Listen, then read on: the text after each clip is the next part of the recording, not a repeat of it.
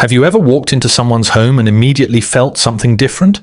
Not because it was decorated beautifully, not because it was luxurious, but because it was consistently clean, calm, and ordered.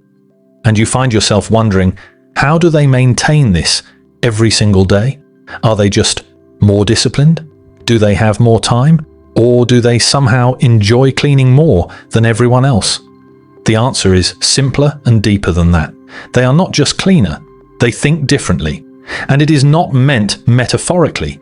It is meant in a psychological and neurological sense. The person who maintains a clean space daily is operating from a completely different mental framework than someone who waits until things spiral out of control. Because this is not about cleaning. This is about how your brain interacts with your environment. Your brain does not separate your inner world from your outer world as clearly as you think. Your environment is constantly feeding signals into your nervous system. In psychology, there is a concept called cognitive load, the amount of mental effort your brain is using at any given moment. And what research shows that clutter increases cognitive load. Every unwashed dish, every pile of clothes, every unfinished task sitting in your environment is registered by your brain as incomplete, even if you are not consciously thinking about it. A well-known study from Princeton University found that physical clutter competes for your attention. It overloads your visual cortex and reduces your ability to focus. So, your messy room is not just annoying. It is actively making you less sharp, more distracted, and more mentally fatigued. And the constant low-level exhaustion you feel is sometimes not your work, it's your environment.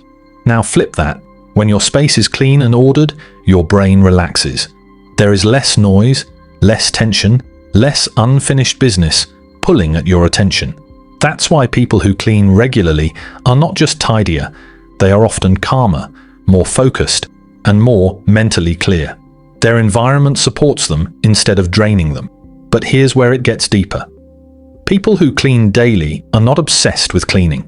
They're obsessed with control. Not in a toxic way, but in a stabilizing way. Because life is unpredictable. You cannot control the economy, you cannot control other people, or outcomes, timing, or circumstances, but you can control your space. And every time you restore order to your environment, you send a message to your brain. I can handle things.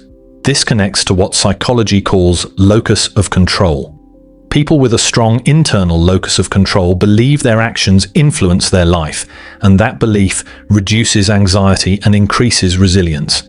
Cleaning your space is one of the simplest ways to reinforce that belief daily. It's not about the floor, it's about signaling to your nervous system that you are not helpless.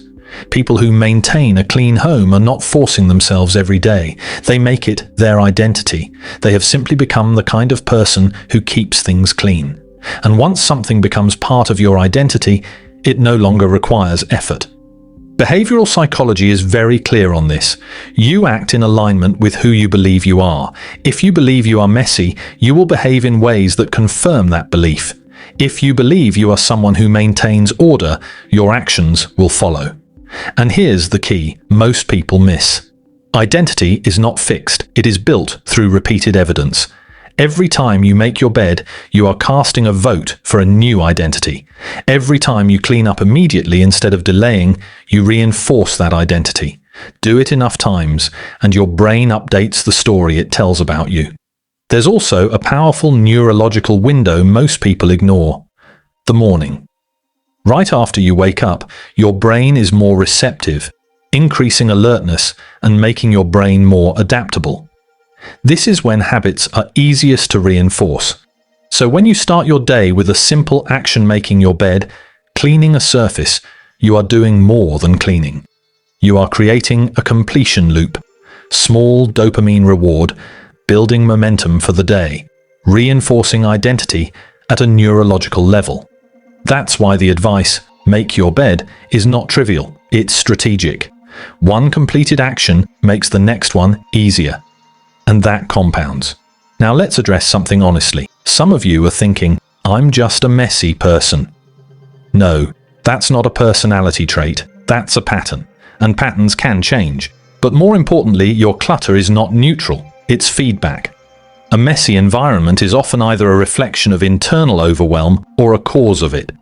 Research published in the Personality and Social Psychology Bulletin found that people who described their homes as cluttered had higher levels of cortisol throughout the day. So if you feel drained at home, unable to relax, constantly restless, look around. Your environment might be working against you. Here's another misconception you need to drop. People who clean daily are not more disciplined. They are more automated. What you are seeing is not willpower. It's a system. Because discipline runs out, you can force yourself for a few days, maybe a week. But eventually, you burn out, but automation doesn't burn out. Once a behavior becomes automatic, it requires almost no effort. A 2009 study in the European Journal of Social Psychology found it takes about 66 days on average for a behavior to become automatic. So the goal is not lifelong discipline. The goal is temporary consistency until the behavior becomes natural. There's also a sensory layer people rarely talk about. A clean space feels different. It creates openness. It signals safety to your nervous system. That's why you feel calmer in a clean room and more anxious in a cluttered one. For highly sensitive people, this effect is even stronger. Their environment directly affects their emotional state, which means maintaining a clean space is not optional. It's a form of mental regulation. And here's something even more interesting. Cleaning is a form of emotional regulation. When you feel anxious or overwhelmed, your body wants to discharge that energy.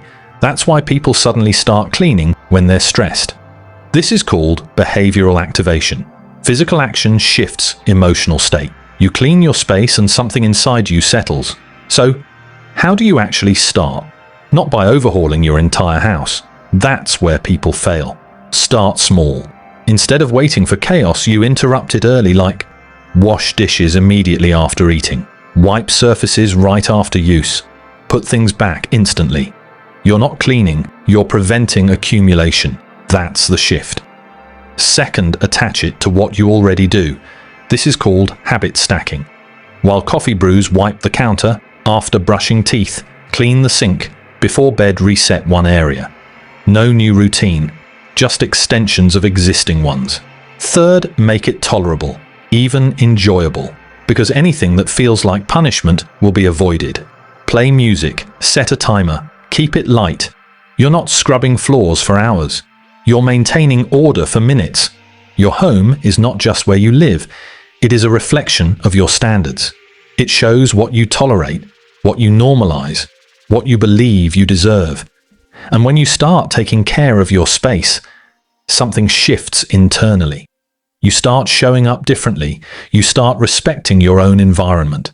So, for the next 7 days, choose one area, just one, and maintain it daily. Not perfectly, just consistently. Then notice what changes, not just in the room, but in your mind. Because this was never about cleaning. It was about becoming someone who doesn't abandon themselves in small, daily ways. If this hit something real for you, sit with that and ask yourself, honestly, do you feel better in chaos or in order, and why?